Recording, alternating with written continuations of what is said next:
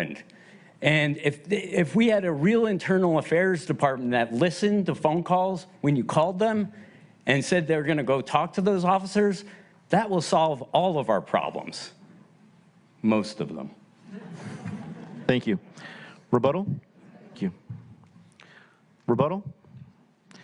Next question goes to Renata Behrens. Renata, the question again, what would you do to get us closer to our Vision Zero goals and truly prioritize pedestrians?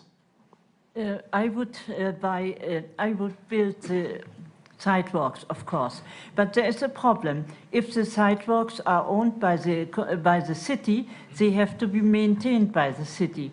And who can do that? Community work. Let's do it by the prisoners. We have lots of them, and they owe us something. And in winter time, it's even worse, because you cannot step onto a bus because the ice and the snow is not being removed, and you can break all your bones before you are in the Thank you. Thank you, Renata. Full-blown humanitarian crisis. These are Denver's neediest. The answer is to get them sheltered. I came over here tonight and passed Meow Wolf. That has been the current response. That's an odd name, but that's been the response from our administration to this crisis. Meow. If you want an authentic wolf to confront this, that's me. Significant change. Thank you. Trinidad Rodriguez, we haven't heard from you since the yes-no section, raising your hands. You also raised your hand about hiring more police officers. Targeted in 2 comments. I would like to talk about those. Well, I think the problem is we need public transportation, free, right now, for everybody. Then every commuter can leave their car at home, and they have a stress-free ride to the job and can work more efficiently.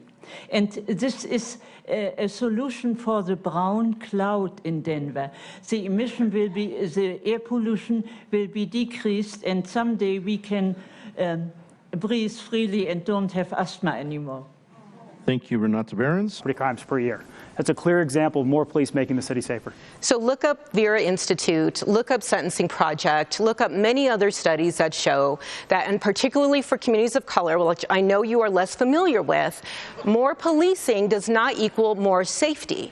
And so for us, we have to look at other issues like, again, the social safety net, like affordable housing, like good jobs and unionized jobs. Those are things that bring down the crime rate. So again, you don't know what you're talking about. Okay, thank you.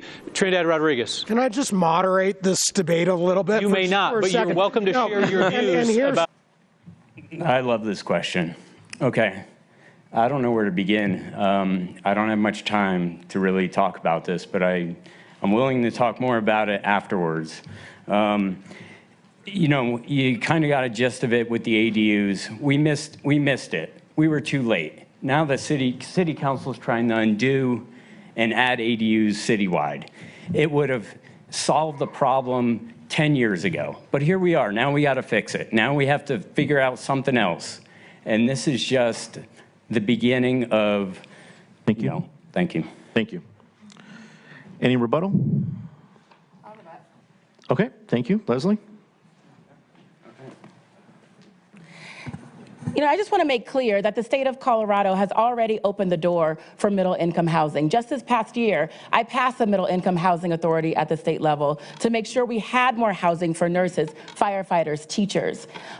And additionally, we put in over $700 million at the state level into affordable housing. But Denver has refused to come to the table to pull down those dollars. In fact, we have created communities in mountain towns for our snowplow drivers, so they had somewhere to live while they were doing their jobs. But we can't do that here in Denver. It's unacceptable, and we can change that. Thank you, Leslie. Robert, you've exhausted your rebuttals. Okay. Oh, I cannot respond to that? Yeah, you've exhausted that. I know it's tough rules. 16 candidates, it's hard to get through. We only have the room to 8:30. We'll reduce street sweeping or street plowing for Chris Hansen, and we will reduce